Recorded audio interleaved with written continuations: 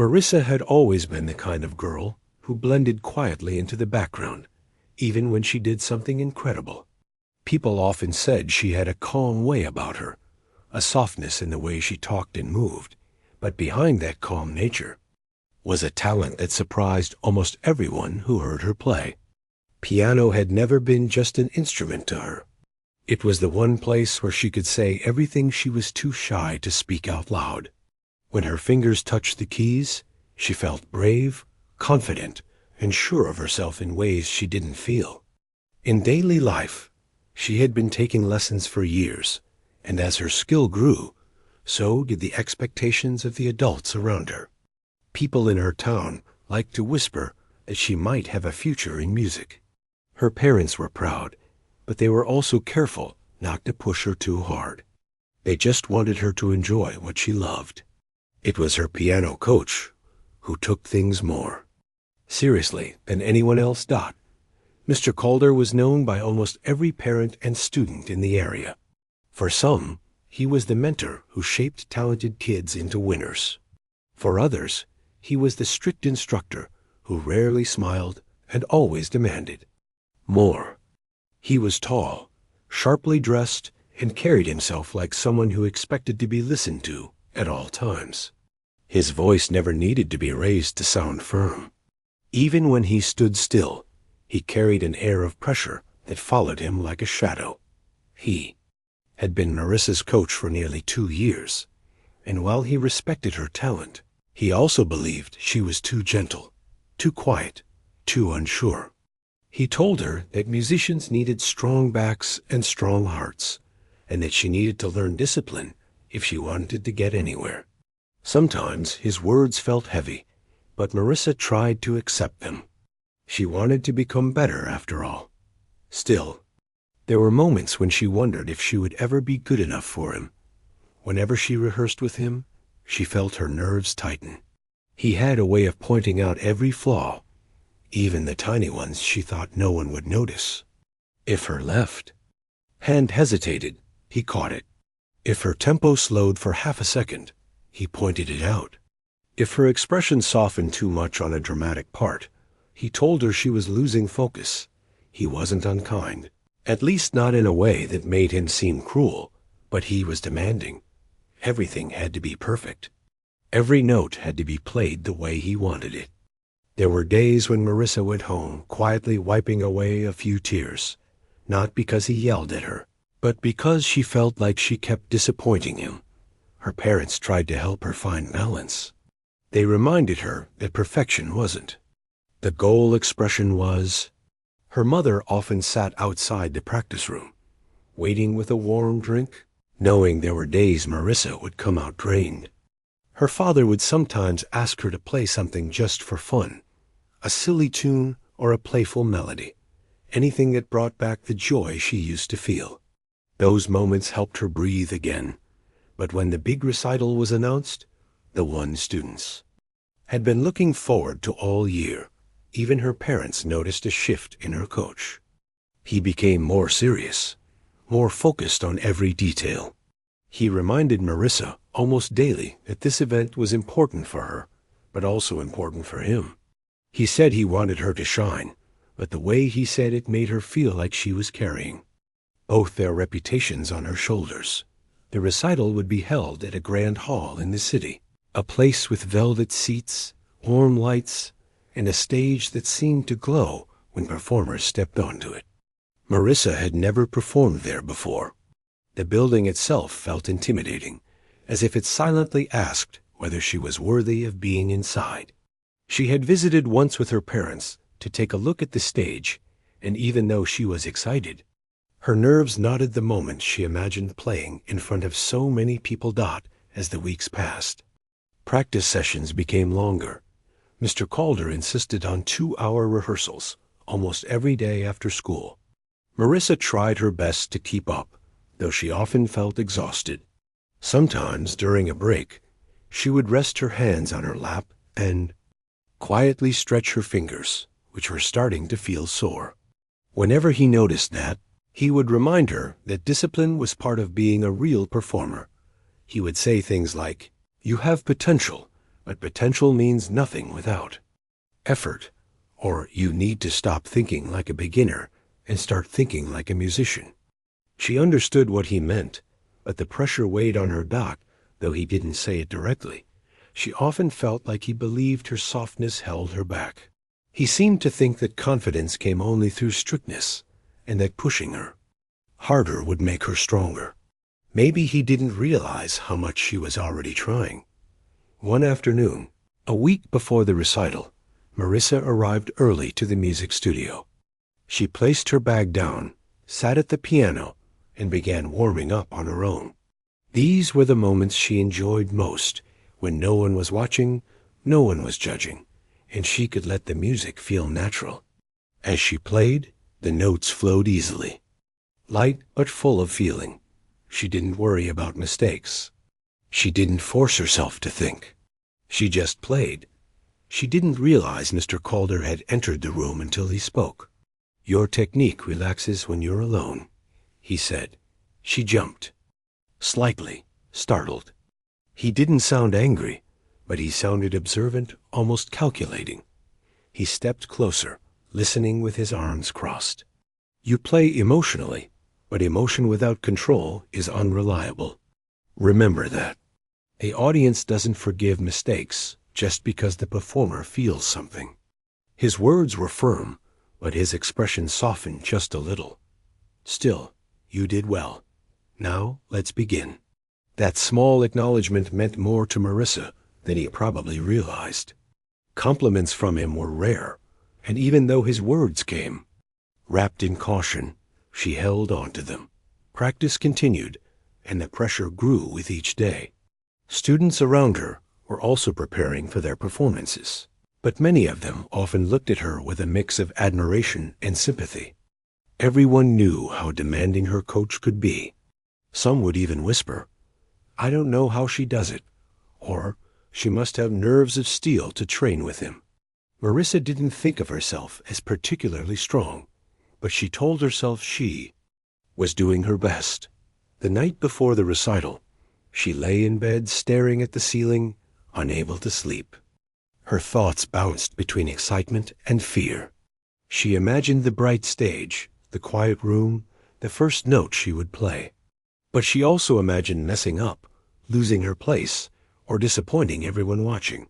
She tried to calm her mind by thinking about why she started playing piano in the first place. She remembered the little keyboard she received on her 8th birthday, how she played it nonstop until her parents finally realized she needed real lessons.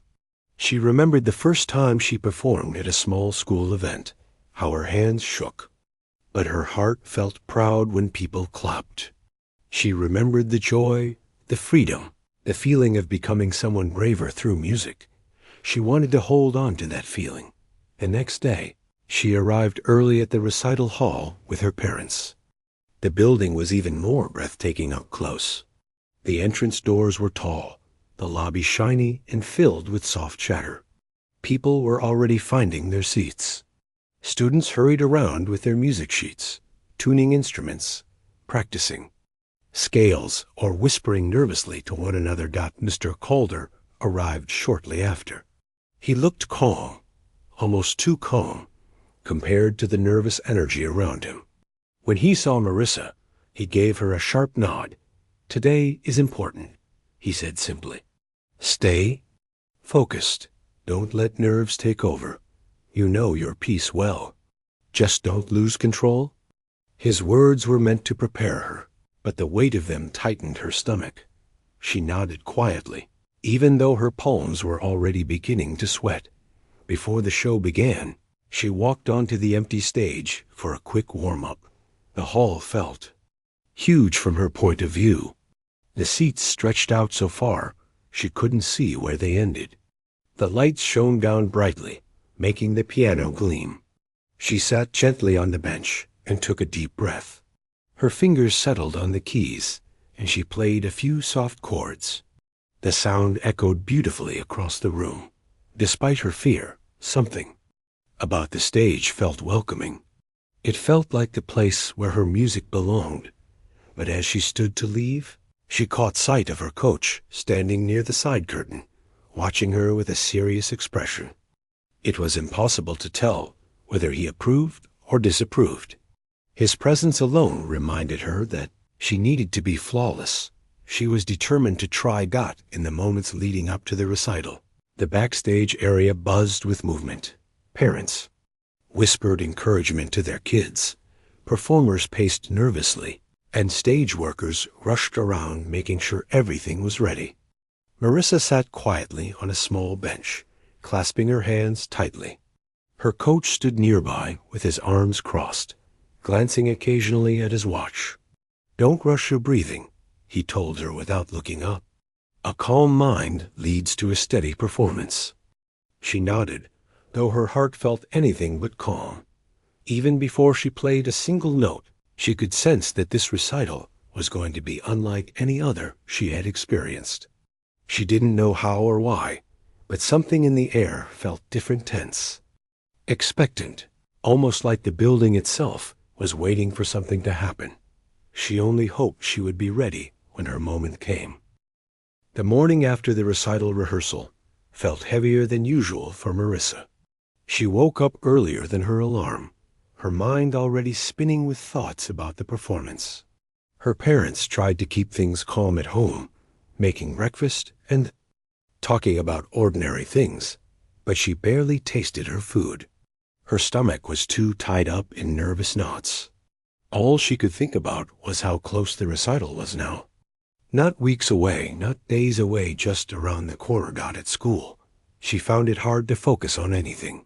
Her friends tried to chat with her between classes, but her mind drifted. They knew she had a big recital coming up and wished her luck, but they didn't know the weight she was carrying. They didn't understand what it was like to practice under someone as demanding as Mr. Calder. They didn't understand how it felt to have every mistake pointed out, even when she tried her absolute best.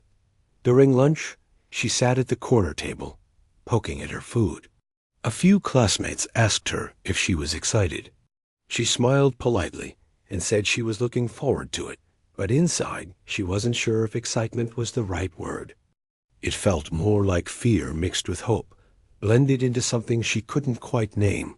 When the school day ended, she walked to the music studio for another long practice session. The sky was cloudy, and a soft wind brushed against her face. She used the walk to breathe, telling herself she just needed to push through these last few days. If she could make it to the recital, maybe all this pressure would be worth it. As soon as she stepped into the studio, she could tell what kind of day it would be. Mr. Calder was already inside, arranging sheet music and tapping a pencil rhythmically against the piano. He didn't look up when she entered. "You're late," he said, though she wasn't. She arrived exactly on time.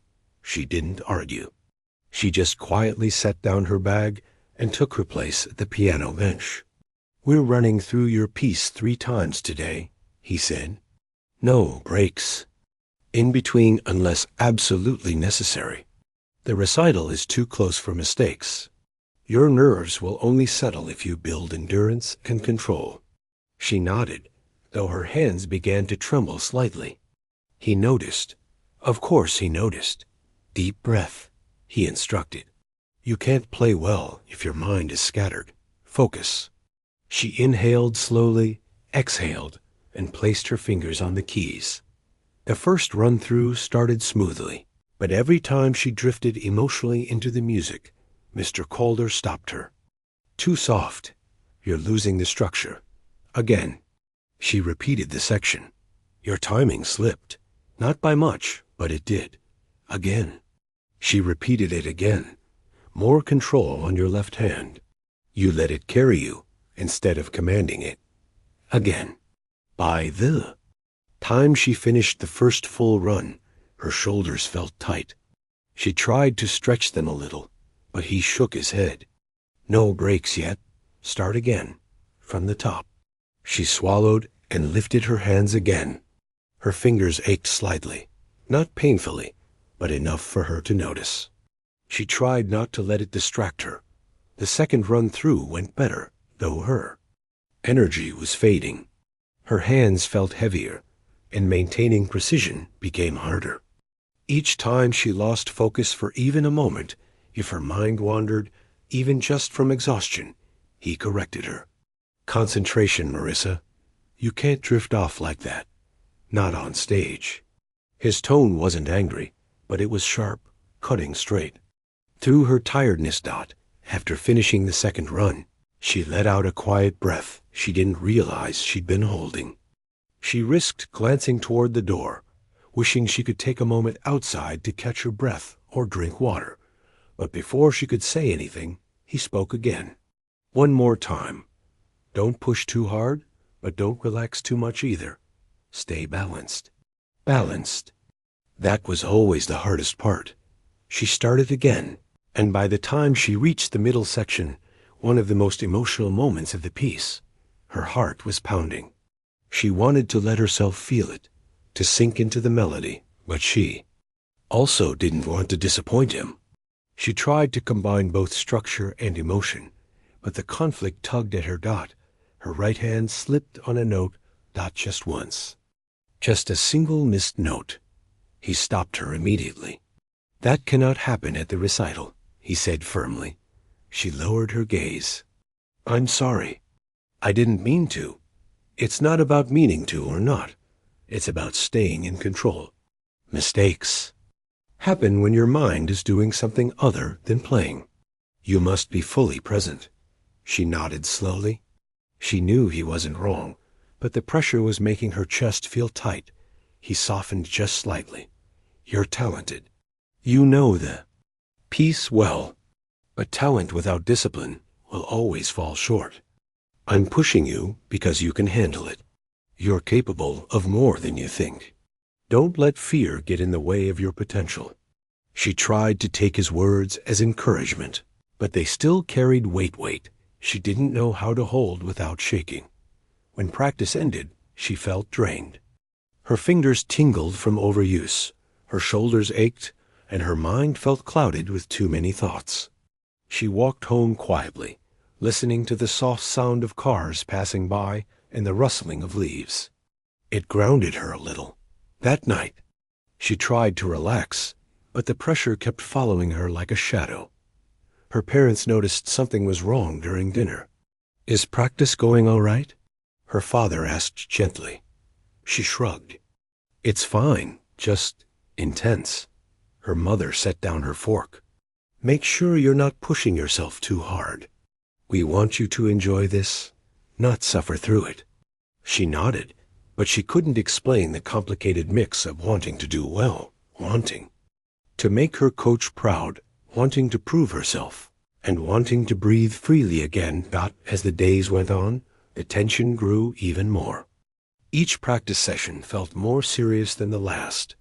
Mr. Calder seemed to watch her more closely, correcting the smallest details, reminding her repeatedly about the importance of the recital. He wasn't doing it to be harsh.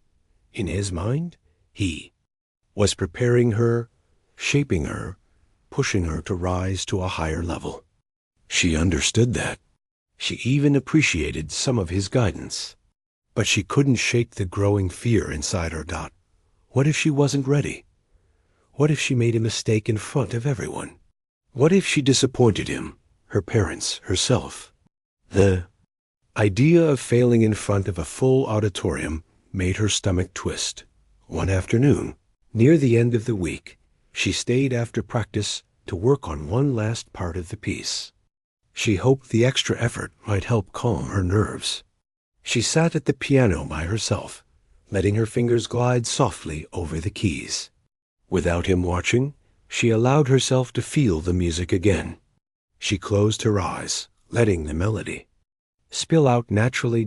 It was gentle, emotional, worn nothing like the rigid tone she used when she was trying too hard. She didn't know Mr. Calder had walked back into the room until he spoke. You play differently when you're not being observed. She jumped slightly, like she always did when surprised. He stepped closer, looking at her hands and then at her expression. That emotion, that's what makes you special. But you have to learn how to use it without losing control. Don't let it overwhelm the structure. Blend them, don't choose between them. He wasn't scolding her this time. He sounded almost thoughtful. Your recital piece has both strength and softness. You have the softness. Now you must show the strength. She nodded slowly, unsure how to respond. When she left the studio that day, she felt torn. Part of her was grateful. He recognized her emotional connection to the music. Another part of her wished he would let her breathe a little, let her find her own balance instead of shaping her so tightly. The night before the recital, she barely slept again. She lay awake thinking about the performance, her coach's expectations, and the large, echoing hall she had seen before. Every sound outside her window seemed louder than usual. The wind, distant cars, even the ticking of her bedside clock. At one point, she sat up in bed and whispered to herself, "You can do this." It wasn't something she fully believed yet, but she needed to hear it.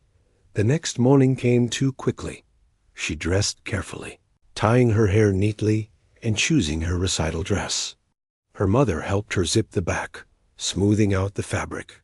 With gentle hands, "You look beautiful," she said softly. "And you're ready. Don't doubt yourself."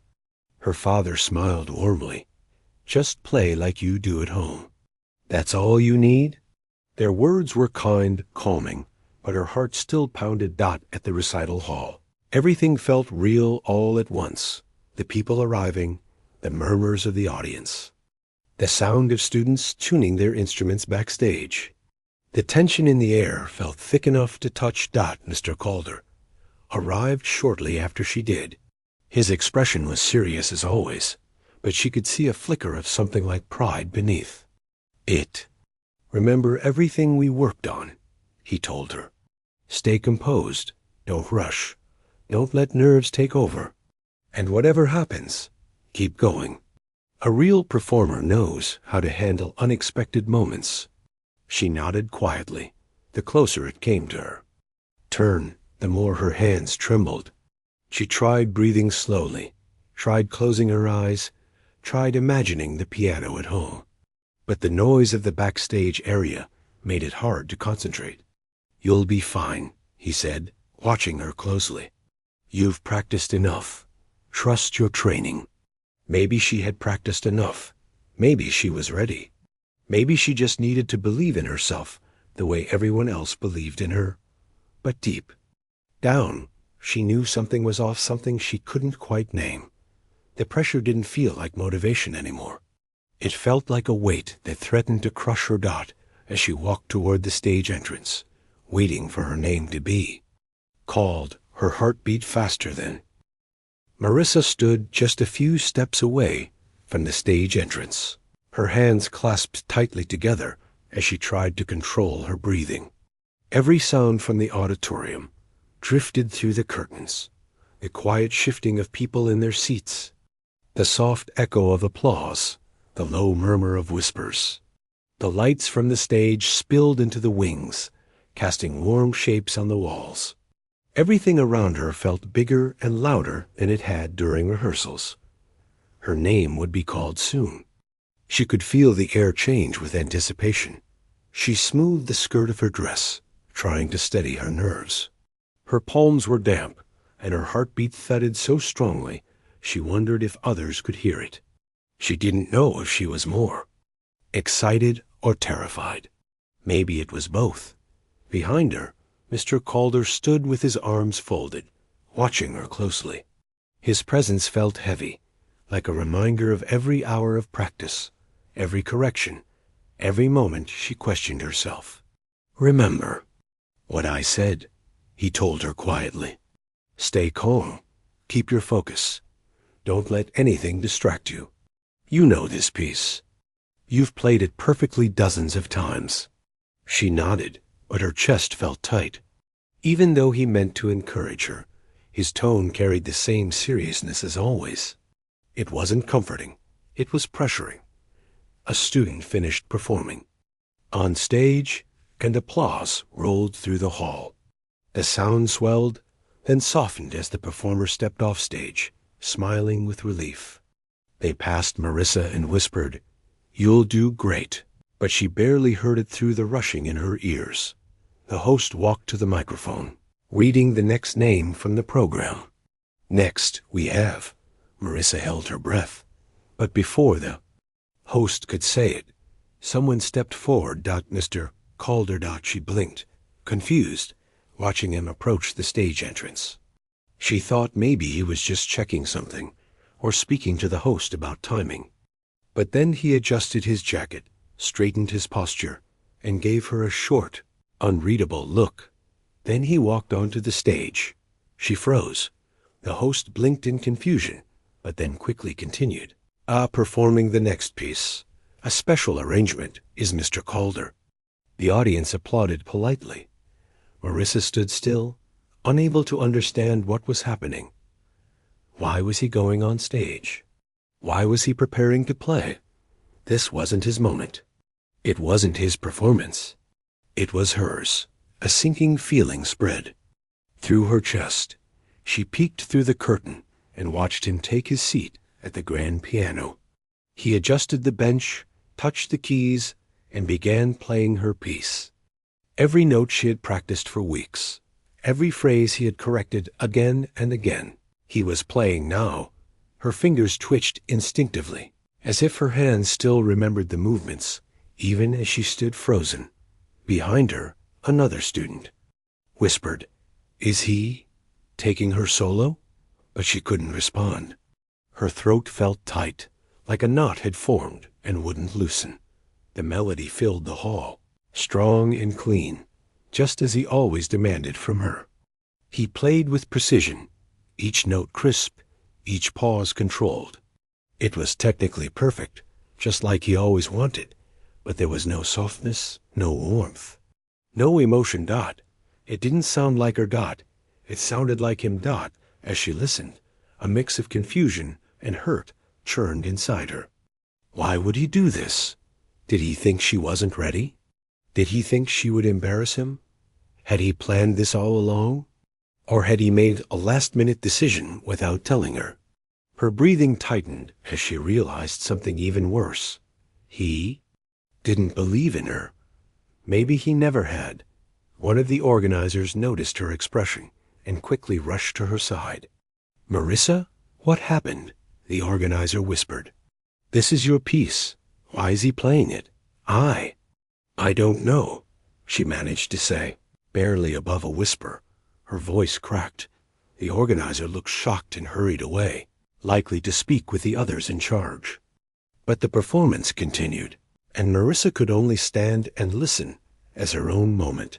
Her hard work, her effort, her hope was taken from her.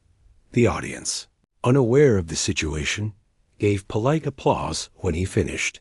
Mr. Calder stood, gave a small bow, and walked off stage looking calm and composed. He didn't look at her as he passed. Not once. The organizer caught up to him and spoke quickly, clearly upset. Marissa couldn't hear everything, but she caught pieces. Not acceptable. Her solo program was clear, but Mr. Calder simply lifted his chin and said, loud. Enough for Marissa to hear. She was too nervous. "I made a decision that protected the integrity of the performance." Protected the performance. The word stung. It felt like he had reached into her chest and squeezed her heart. She stared down at her hands, the same hands that had practiced late into the night, the same hands that had shaken with fear and hope. Now they felt useless. She blinked several times, trying to stop the tears forming in her eyes. She didn't want to cry. Not here. Not now. But the hurt was too fresh, too sharp. A soft hand landed on her shoulder. She turned to see one of the younger students, looking up at her with wide, worried eyes. "Are you okay?" the girl asked. Marissa didn't know how to answer. I don't know," she whispered. She tried to smile to reassure the girl, but it didn't reach her eyes.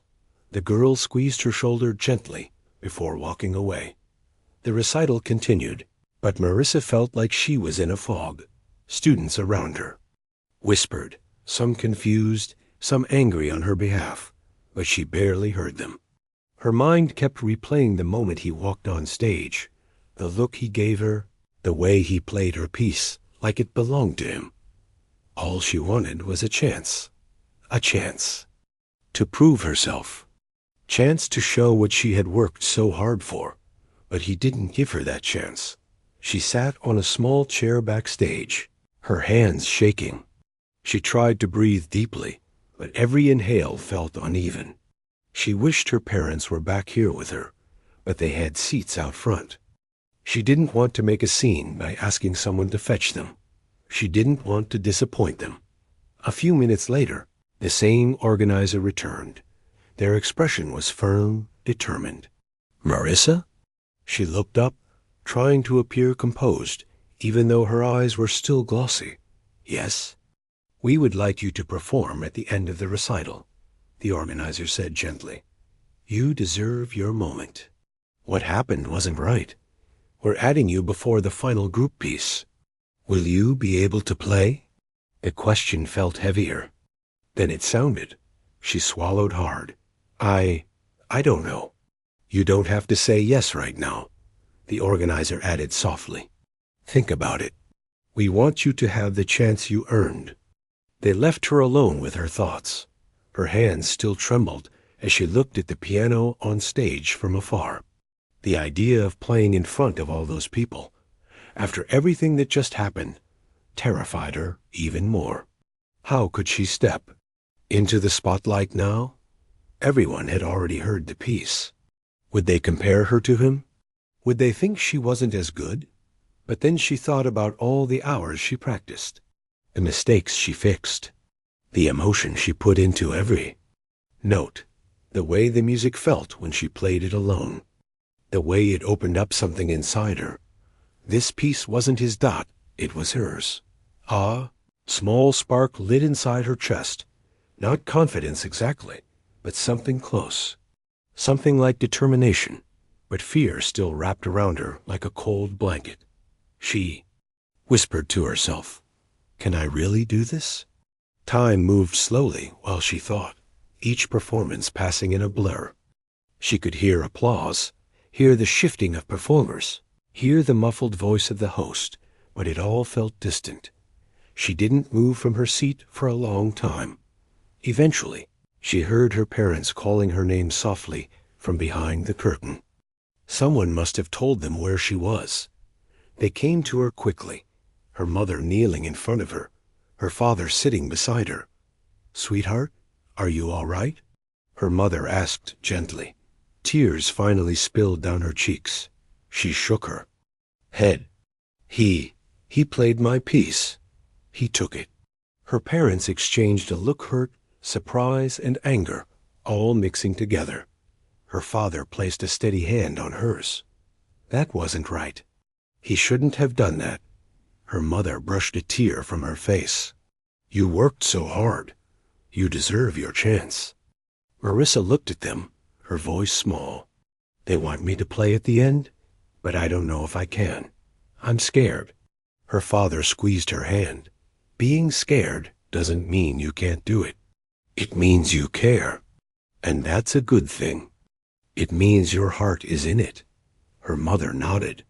"We believe in you, not because of how perfectly you play, but because of how you make the music feel. No one else can play it the way you do." Their words softened the ache in her chest. They didn't pressure her. They didn't tell her she had to perform. They just believed in her dot. She wiped her tears and took a shaky breath. "Okay," she whispered. "I'll try." Her parents hugged her gently before stepping back into the audience. Now it was real. She was going to perform. Backstage, the organizers made the announcement. "We have a special additional performance before our closing piece tonight. Please welcome Marissa to the stage." The audience murmured with curiosity. Marissa took a deep breath and stepped toward the stage entrance. Her hands were still shaking, but her steps were steady. She could feel the heartbeat in her chest, fast and powerful, like it was urging her forward. The curtain opened slightly, and she saw the audience, so many faces, watching and waiting. The piano sat in the center of the stage, glowing under the lights. Her piano got her moment. She walked toward it slowly, the sound of her footsteps echoing faintly. She didn't look for Mr. Calder. She didn't need to. She sat at the bench and adjusted it gently. The keys felt warm under her fingertips. She inhaled deeply, closed her eyes for. The moment the intermission was announced, the auditorium lights rose slowly, giving the room a warm, soft glow. People stood up, stretching their legs, chatting, or heading toward the refreshments in the lobby. But behind the curtain, things were nothing like the simple break the audience thought they were taking.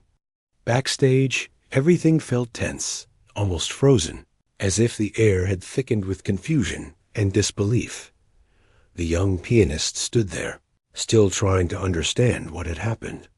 She had been preparing herself for her performance all week, calming her nerves and telling herself she was ready, but then her coach had stepped in and taken her moment away. She hadn't even had time to react before the stagehands waved him forward, and the host announced his name instead of hers. She felt like she had slipped into someone else's dream, or maybe someone else's nightmare. She stayed near the thick black curtain, unsure what to do. Her hands twisted together nervously, and she tried to keep her breathing steady. She didn't want to cry. She didn't want anyone to see her breaking down. She wasn't weak. She knew that. But right now, she felt so small, as if she had been pushed into the shadows of the very stage she had worked so hard for. A few other students, who had seen what happened, hovered nearby. They didn't know what to say, but kept giving her quiet, supportive glances. One of them finally spoke, stepping closer. "That wasn't right," the student whispered. "Everyone knows that wasn't right." She nodded slightly, but she couldn't find any words. She felt like speaking might open some floodgate she wasn't ready for.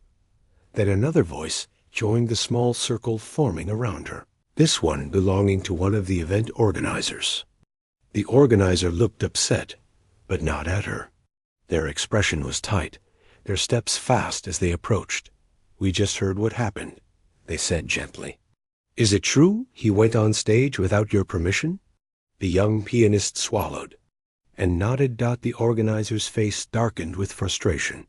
"He told us you were feeling unwell and that he needed to take over so the show could continue smoothly. We had no idea he was stopping you from performing your own piece." Her eyes widened slightly. She had known her coach had been strict and controlling, but hearing that he had lied to the event staff felt like a punch to the chest. It wasn't just strictness anymore. It was something else, something unfair and selfish. Before she could respond, another organizer joined them, holding a clipboard to their chest. "We talked it over with the team," they said. "You will still perform your solo tonight. If you're willing, we'd like to place your performance at the end of the program. That way, the audience gets to hear it the way it was meant to." B played. Her breath caught. She blinked rapidly, trying to take it in. The idea of returning to the stage after everything that had just happened was terrifying, but also strangely comforting. It meant she wasn't invisible. It meant someone had seen what happened and cared enough to fix it.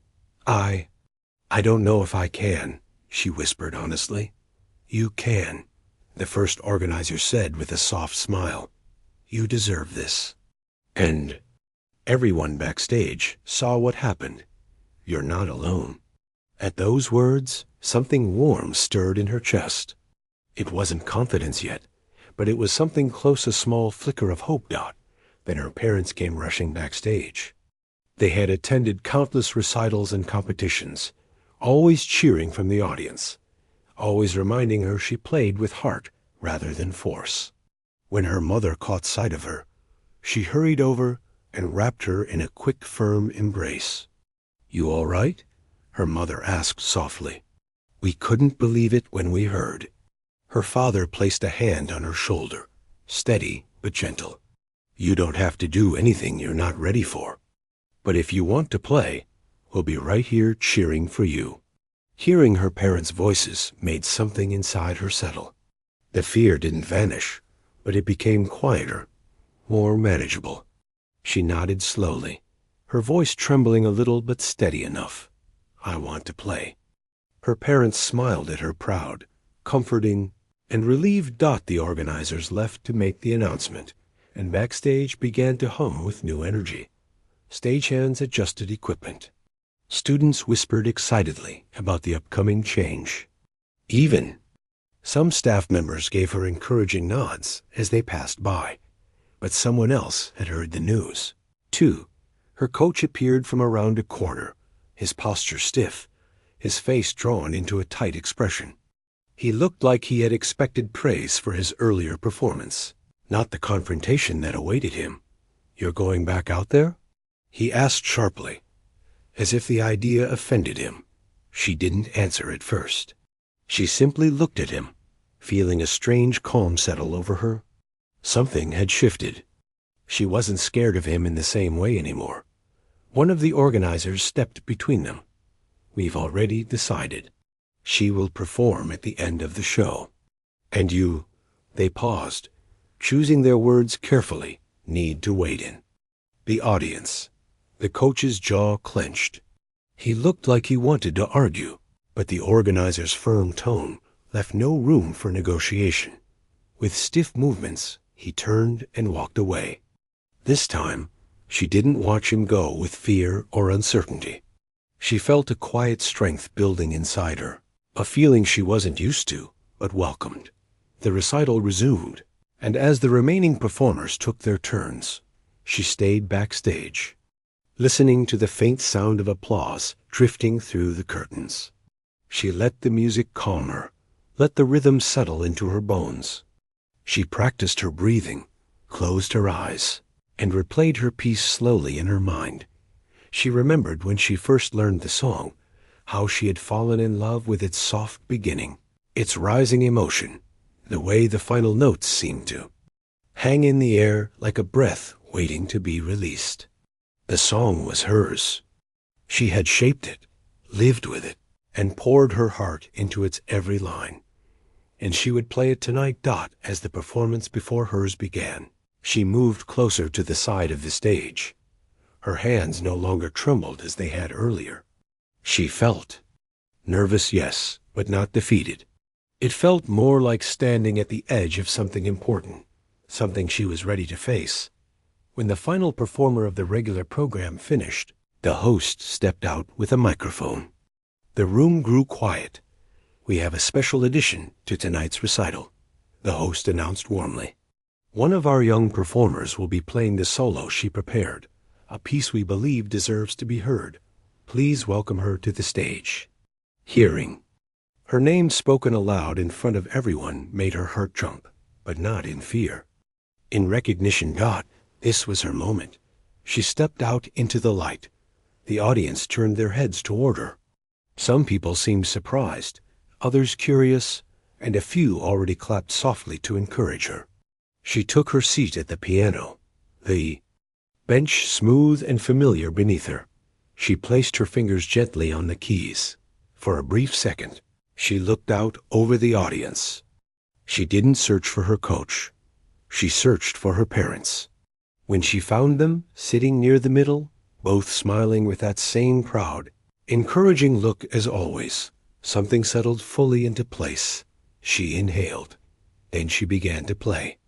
Her touch was soft at first, steady and careful. As the piece grew, her confidence followed. The notes flowed smoothly, carrying her emotions with them, her doubt, her hope, her determination. She didn't think about anything else. Not the mistake earlier in the evening, not the fear of failing, not the pressure she had felt for so long. It was just her and the piano.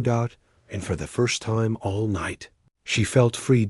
When she reached the final note, letting it ring across the room, the silence that followed wasn't cold or uncertain.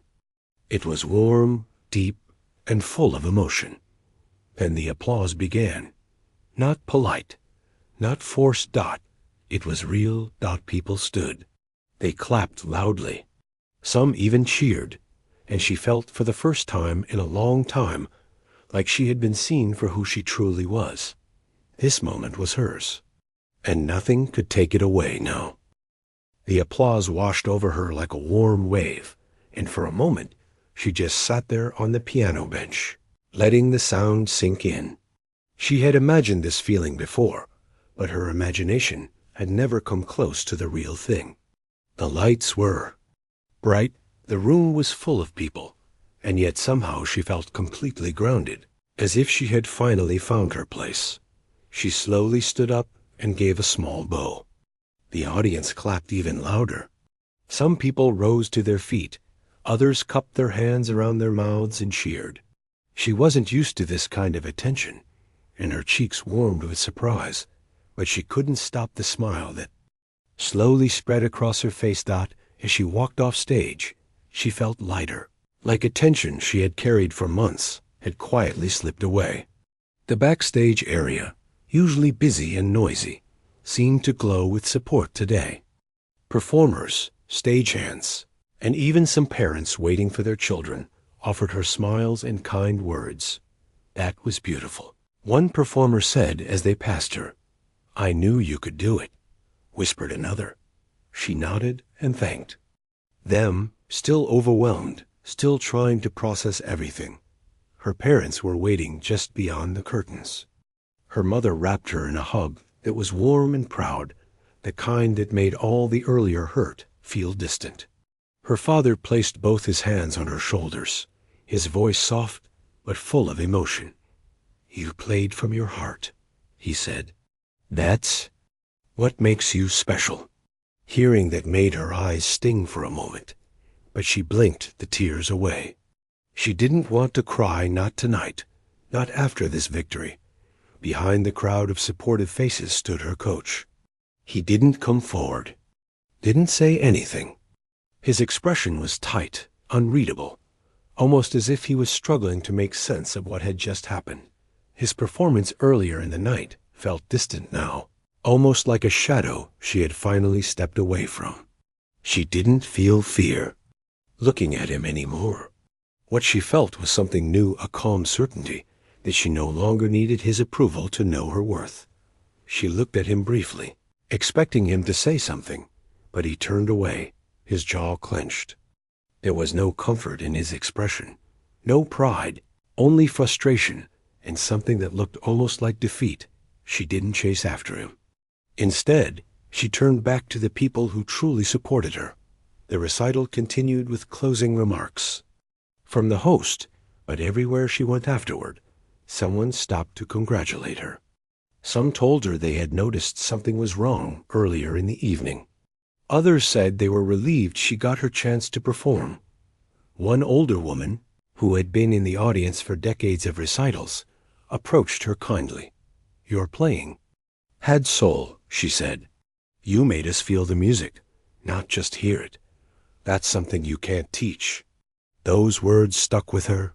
She had always believed music was more than just technique, more than perfect notes or flawless timing. It was supposed to carry emotion. And tonight, she had played from a place of truth, from the pain and hope inside her. Maybe that's why the audience had reacted the way they did. As people gathered their coats and slowly made their way toward the exit, she stayed close to her parents, who didn't stop smiling. They gently guided her through the crowd, making sure she wasn't overwhelmed. When they stepped into the lobby, she was surprised to see more people waiting there, students, parents, and even some event staff. They waved her over. "You're going to be remembered for this performance," one of the staff members said. "We've seen many students over the years, but what you did tonight, that was special." Another leaned in with a grin. "If you decide to audition for future events, let us know. We'd love to have you." She felt a quiet excitement flutter in her chest. The idea of future performances had seemed intimidating before, but now It felt possible. It felt like something she could look forward to instead of fear. Her friends from school also found her in the crowd. They laughed and hugged her, telling her how the audience had responded after the final note. The way everyone stood up at once. Wow, one friend said, "I've never seen anything like it." "You totally stole the night," another added. "And you did it by being yourself." That's amazing. Hearing those words warmed her even more deeply. She had always been quiet, the kind of person who didn't want to cause trouble or make a scene. But tonight, without trying to, she had made a statement loud enough for everyone to hear. She had played her truth dot as the crowd thinned and the night air drifted in through the opening doors. She stepped outside with her parents. The sky was dark, but the bright streetlights made everything feel safe and calm. They walked slowly toward the car, talking softly about the performance, the audience, and how proud they were of her. She kept replaying the moment she had taken her seat at the piano, the way her hands had steadied the moment she touched the keys, the way the room had gone quiet. She knew she would remember that silence forever. On the ride home, her parents let her rest quietly in the back seat. She stared out the window as the passing lights streaked softly by, reflecting off the glass. She didn't feel tired exactly. It was more like she was fulfilled with the emotions of the night. When they reached home, she changed into comfortable clothes and sat on the edge of her bed. Her hands rested on her lap, still tingling slightly from the performance. She thought about the journey that had brought her here, the long rehearsals, the pressure, the discouraging moments with her coach. But she also thought about something else, the strength she had found in herself tonight. She had faced something deeply unfair and turned it into a moment of truth. She had stepped into the light and let her music speak, and people had listened. Her parents knocked softly on her door. "We're proud of you," her father said. "Not just for how you played, but for how you handled everything." Her mother nodded. "You showed courage. That's something that will stay with you forever." After they left, she lay down, staring at the ceiling. Her mind replayed the applause, the standing ovation, the warm smiles from strangers. For the first time, she felt like she was exactly where she was meant to be. The next morning, she woke feeling calmer than she had in a long time. The sunlight filtered softly through her curtains, creating warm patches on her bedroom floor. She stretched and got out of bed, still feeling the quiet happiness inside her dot as she moved through the house. Her parents greeted her with smiles and a warm breakfast, talking about the performance like it was a treasured memory. But someone else had noticed her performance the night before Dot later in the day. One of the event directors called the house. Her mother handed the phone to her with a surprised expression. "Yes?" she asked softly. The director's voice was friendly and enthusiastic. "I just wanted to say again how impressed we were last night," they said. "If you ever want to perform at community events or special gatherings, let us know. We would be honored to have you play." She felt a swelling warmth in her chest. Opportunities she had never imagined before were opening up, not because someone pushed her, but because she had stepped forward on her own. After the call, she sat at the piano in her living room. She touched the keys gently, feeling the smoothness beneath her fingertips. She smiled softly. She didn't play right away. She just sat there, feeling grateful. For the first time, she saw music not as something she needed to perfect, but as something that belonged to her. She knew the journey ahead wouldn't be easy. There would always be challenges, people who doubted her, moments of uncertainty, and times when she would question herself. But now she understood something important. She didn't need someone else to validate her talent. She didn't need permission. To shine, her music had power because it was honest, because it came from her heart, and that truth would guide her forward as she finally began to play a quiet melody, one filled with warmth and hope, she realized something simple but deeply true. Last night wasn't the end of her story, Dot. It was the beginning. The days after the recital felt different, almost like the world had shifted in a small but important way. Everything looked the same, the streets, the house, her school, but something inside her had changed. She carried herself with a quiet confidence, a sense of calm she hadn't known before. She didn't feel like she was hiding in her own shadow anymore. People at school had heard about the recital. Some had been there in person. Others had heard the story from friends or parents. When she walked through the hallway, a few classmates stopped her to congratulate her or tell her they had watched a recording someone had taken. "You were amazing," one said. "I didn't know you played like that." Another smiled in admiration. The whole audience was talking about you after the show. She wasn't used to this kind of attention, and she blushed lightly each time someone mentioned her performance. But instead of feeling embarrassed or overwhelmed, she felt grateful.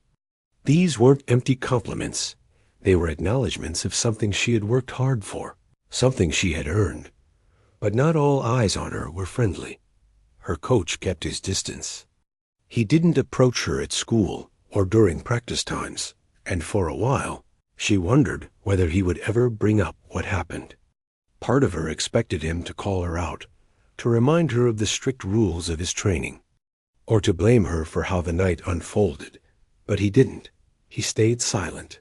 One afternoon, when she walked into the practice room, she found him already there, standing by the piano with a tense expression. He looked at her, then looked away, as if unsure how to begin. She waited, her hands clasped in front of her softly. "You played well," he said finally. His voice sharp, but not unkind, Dot. It wasn't praise, not really, but it was more than she expected. She nodded. "Thank you." He shifted uncomfortably, his eyes studying the piano instead of her. The audience liked your style. They reacted strongly. Another pause. "It was your moment," he said stiffly. "And you took it?" There was a strange twist in his tone, something between resignation and something almost like admiration. But the words didn't erase what he had done. They didn't undo the humiliation or the way he had taken her chance away. Still, she felt no anger rising inside her. Not anymore. What happened had hurt, yes, but it had also pushed her to stand up in a way she never had before. She didn't need an apology to move forward. "I'm going to keep practicing," she said calmly, "but I want to do it in my own way now." Her coach looked up sharply, surprised. He seemed ready to argue, but then he paused. He must have seen the change in her, the steadiness, the courage that wasn't there before. He nodded stiffly and stepped aside. She sat at the piano, letting her fingers rest on the keys. The room felt different, now not heavy or stressful, but open.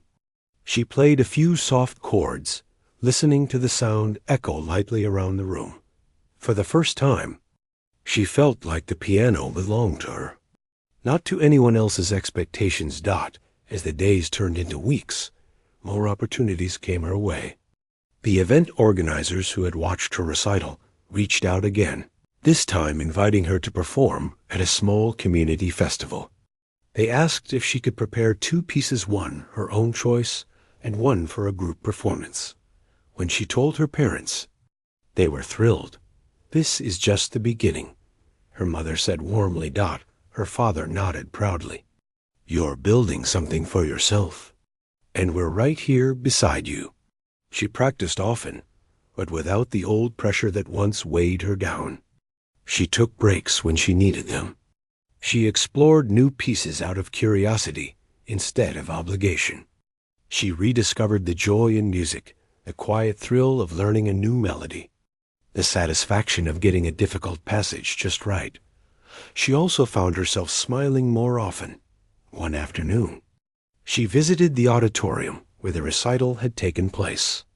She stepped inside quietly, letting the empty room surround her with its peaceful stillness. She walked to the center of the stage, imagining the crowd that had stood for her just weeks before that. It felt unreal, but also real in a way that mattered deeply. She sat on the edge of the stage, swinging her legs gently. She remembered the fear she had felt that night, the trembling hands, the racing heart, the uncertainty. And then she remembered the warmth of the applause, the way her parents had looked at her, the way she had felt a piece of herself return. That night had changed her life, not because of the applause, but because she had learned something important about herself. She could stand up. She could push forward. She could shine, even when someone tried to dim her light. That thought stayed with her. A few days later, she attended a meeting with the event organizers to discuss her upcoming performance. As she entered the building, several staff members greeted her with friendly smiles. One organizer said, "We're so happy you're joining us again. The community is excited to hear you play." She felt a small flutter of nerves, but it was a good kind, a growing kind. During the meeting, they talked about the pieces she wanted to perform, the schedule, and how she could collaborate with another young musician for the group number. Everything felt smooth and encouraging. When the meeting ended, one organizer walked her to the door. "You know," they said softly, "the night of the recital taught all of us something. People can forget the strictest rules, the most technical details, but they never forget sincerity. They never forget heart." The words stayed with her long after she left. Meanwhile, word of the recital continued to spread among parents and students in her community. Some parents who had children learning music approached her mother, asking if she would be willing to talk to their kids about stage confidence, or even help them with simple tips. She never imagined anyone would want advice from her, but she agreed, not because she thought she knew everything, but because she understood what it felt like to be afraid. She wanted to help others find the courage. She had found out her coach watched all of this quietly. He didn't interfere, didn't try to pull her back into his strict system. Maybe he finally realized that she had grown beyond the method he used. Maybe he had learned something too. One afternoon, as she finished practicing at home, she heard a soft knock on the living room door. Her mother stepped in with a gentle smile. "There's someone who wants to speak with you," she said. When she walked into the hallway, she saw her coach standing there. He looked tired but calm. "I wanted to tell you something," he said. She waited. "You've become a better musician than I expected," he admitted. "And I may have pushed you too hard. I thought I was doing the right thing, but I see now that I wasn't listening." His voice was steady but quiet. "I'm stepping back," he continued. "You don't need me anymore. What you need is your own path. And I hope you keep following it." She didn't know what to say at first. His words weren't exactly an apology, but they were closer than she ever expected. "Thank you," she said softly, "for saying that." He nodded, then left without another word. She watched him go, feeling a strange mixture of relief and closure. Later, she returned to her piano. She played a soft melody, something gentle, something hopeful. Her fingers moved easily, telling a story she was still learning to understand. She knew the journey ahead wouldn't be perfect.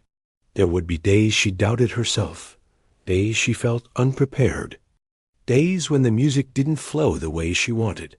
But there would also be days like the recital night, days when she surprised even herself. She had discovered something precious. Her voice, not a loud voice, not a forceful one, but an honest one, and that was enough. Months later, when she walked onto the stage at the community festival, she didn't feel scared. She felt ready. The audience looked at her with warm anticipation. Remembering her from the recital, she sat at the piano, smiled gently, and began to play. And the crowd listened, not because they were told to, not because they expected perfection, but because they wanted to hear her. Her music filled the room, soft and honest, And once again, she proved to herself that no one, not fear, not pressure, not even the strictest coach, could take away her light. She had found her own place on the stage, and she wasn't going anywhere.